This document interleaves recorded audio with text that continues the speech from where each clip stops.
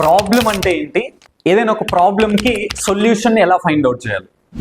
Problem అంటే ఏంటి అంటే మనం మన గోల్ని రీచ్ అవుతున్నప్పుడు కానీ ఏదైనా పని చేస్తున్నప్పుడు కానీ మనల్ని ఏదైతే ఆపుతుందో దాన్నే ప్రాబ్లం అంటారు.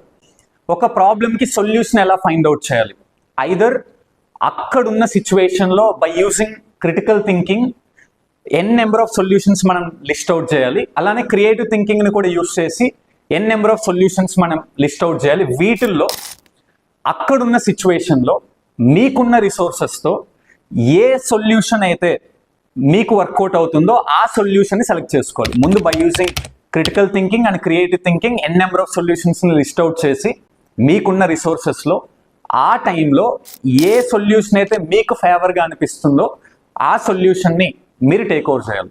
అంతేగాని డైరెక్ట్గా ఏదో ఒక సొల్యూషన్ని పట్టేసుకొని వెళ్ళిపోవటం కాకుండా ముందు లిస్ట్ అవుట్ చేసి వాటిల్లో ఒక బెస్ట్ సొల్యూషన్ని సెలెక్ట్ చేసుకోవాలి.